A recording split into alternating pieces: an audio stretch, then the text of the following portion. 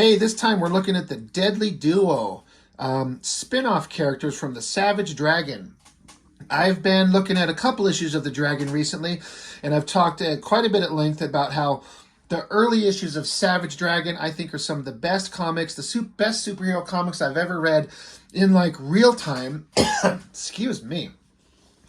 In that I was there from the first time the first issue of Savage Dragon was published all the way up until today. I've been collecting it for 30 years or however long it's been. And I love it. But I think the earlier stuff is better. The early issues of Dragon, the first several years, are just perfect superhero comics. And I love them. Now, the Deadly Duo, these characters are from the Savage Dragon comic, Kill Cat, and I forget the name of this guy. I'm sorry, I can't think of it. It'll come up. We'll see it here in the book in a second.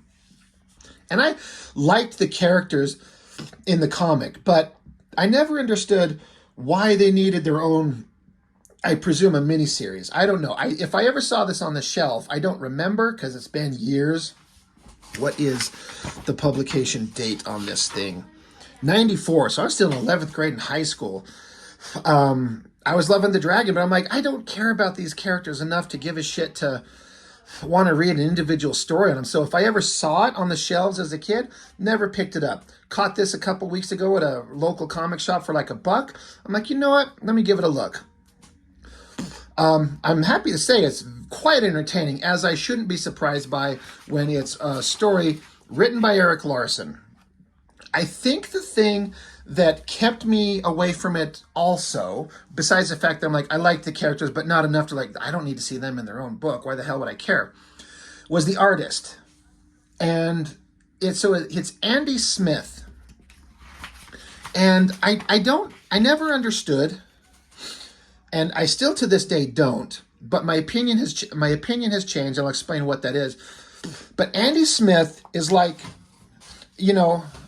we talk about clones of other artists. Like you have Jim Lee, and he had an entire studio of artists that were clones of Jim Lee that were trying to draw just like him. And there was the Brett Booth, and there was Ryan Benjamin and Scott Clark, and they all were had a kind of a distinctive style, but you could tell they were trying to do a Jim Lee.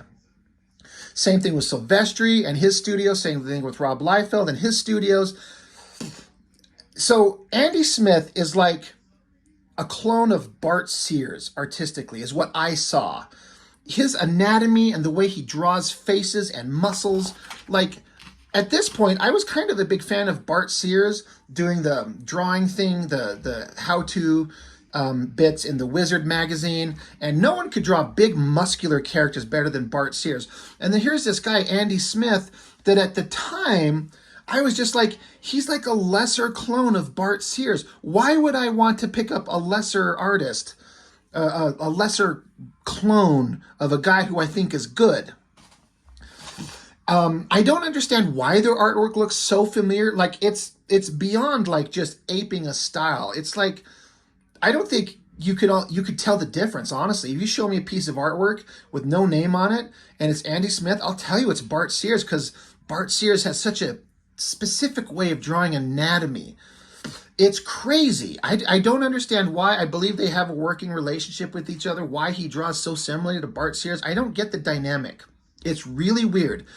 But upon rereading this, or not, this is the first time I've ever read this, so I'm not rereading it, but reevaluating Andy Smith's art as a penciler, and then also having done the same with Bart Sears, I've come to a conclusion that their artwork is, from a visual standpoint, almost exactly the same, but Andy Smith, in my opinion, is a much better storyteller. Bart Sears' work gets so cluttered and so hard to read. Tight panels, little tiny panels that are hard to decipher. I find that Bart Sears' storytelling is difficult to follow. And having read this, it's probably the first and only issue of an entire comic of Andy Smith that I've ever read. Much clearer, much easier to follow, but then also has he has none of the bad points of Bart Sears, but all of the good points, the big, dynamic, muscular superheroes, clear storytelling. So I'm like, okay, I used to think Andy Smith was like a poor man's Bart Sears, but I think Andy Smith is the better artist because Bart Sears' storytelling is so cluttered and hard to follow. So this is actually very fun to read. And anything Erik Larsen writes in his like, you know, highbrow universe, Savage Dragon world is always going to be entertaining. So it starts out, and these characters are always kind of a joke. Like this guy especially, Kill Cat, he thinks he's such a badass. He thinks he's so awesome. And he's actually kind of like a bumbling idiot, I believe is kind of the gag. So there's all these things, all this text that's going on.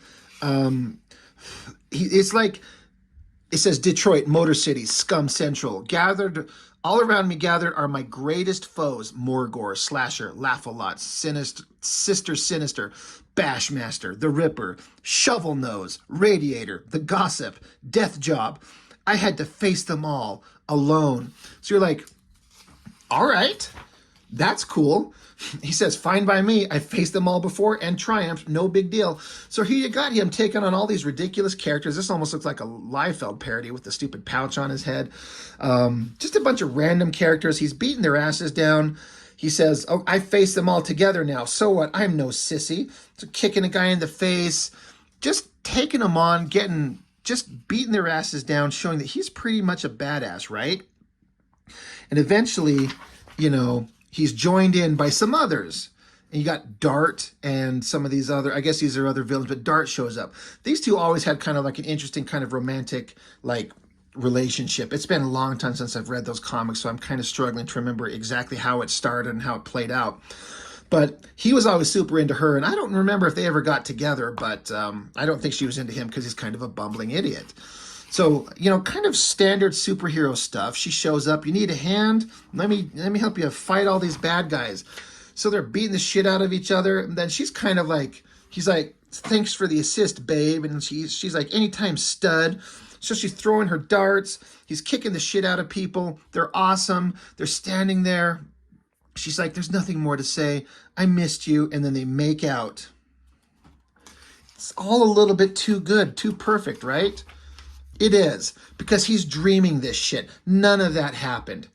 He's like, then I woke up alone again, naturally. It's like he woke up and he shredded his own pillow. He's got like pointy ears. He's like a cat. His name is Kill Cat. So he's got pointy ears, pointy teeth, pointy claws, shredded his own pillow.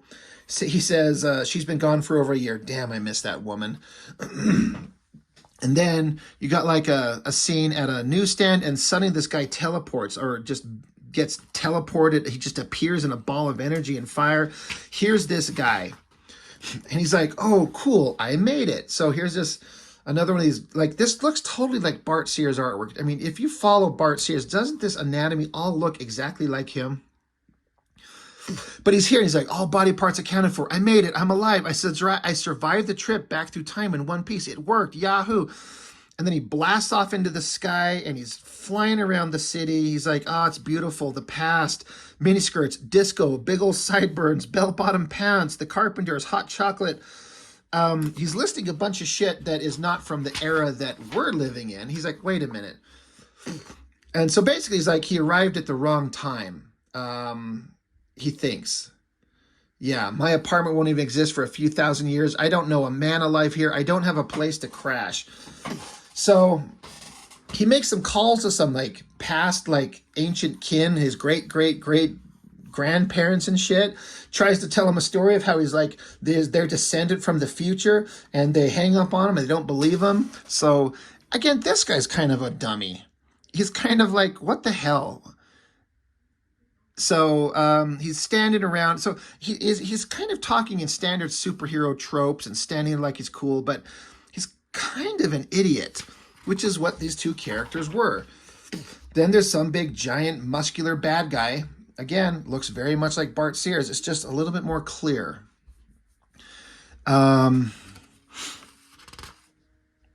funny, because this guy, I can't remember his name. He hasn't said it yet. I know I'd know it if I saw it immediately. I can't recall what he calls himself. Anyway, he gets in a fight with this guy, gets knocked away, flying way far away. The bad guy's cackling at what an idiot this guy is. Kill Cat shows up, gonna take him on. The bad guy smashes at him. Kill Cat bashes at his face. just kind of standard superhero stuff, but we kind of know that these guys are idiots, the heroes. And then, meanwhile, Kill Cat's taking this guy on. It's not going well. And this guy, the guy who just showed up out of nowhere from the future, he comes blasting through the sky. And he's like, oh shit, he's about to slam into this mountain. So he activates his rocket boots. It just does a hard right angle to take off. That's pretty cool. Like, this is very interesting. So now he's pissed off. He's mad as hell. He's not going to take it anymore. That is a great shot. The rocket blasting. He's on his way back. He's going to come back and find the guy that decked him and sent him flying so far. Kill Cat's not doing well. And so he's trying to get away. Bad guy's chasing him. Apparently this bad guy can stretch. Whoever the hell he is. I have no idea. Grabs onto Kill Cat, swinging him around. And then in comes the guy. He comes blasting through the roof. Smashes down. Big awesome shot. He's like, the kid gloves are off. I'm taking care of business. Sock it to me, baby. He's talking in like old-timey speak from like the 70s or something like that. It's not period specific. So he's a man out of time for sure. He has a hand energy blast, shoots him and like vaporizes his head off. So the bad guy just drops to the ground and Kill Cat's like, I was about to do something like that myself. The doctors say that he'll recover. Yeah, this bad guy, whoever he is, he's stretchable. You blow his head off, it stops him, but he's still going to recover. So they didn't kill him. So Kill Cat's like, he'll wake up in prison. Innocence will be safe. Lives spared. All is well in the world. Oh, well, our job is done here. You're one hell of a superhero. We make a great team. I'd like to work with you again. He's like, how about now? This guy's like, I just arrived in this great city in Detroit. I have no place to stay. I'm young, energetic, and willing to do whatever I can to help out. I like that shot, that face. It looks really good. And he's like, it'd be a tremendous honor to work with a famous crime fighter like yourself. And Kill Cat's like, oh, this guy thinks I'm awesome.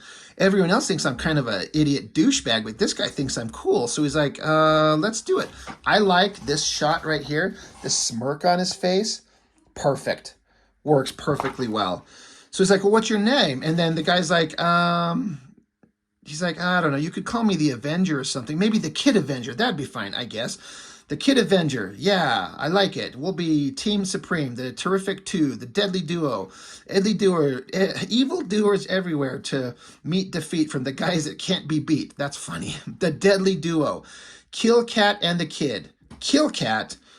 And then this guy, the Kid Avenger, he's like, I thought he was Batman. And like, that's the end of the story.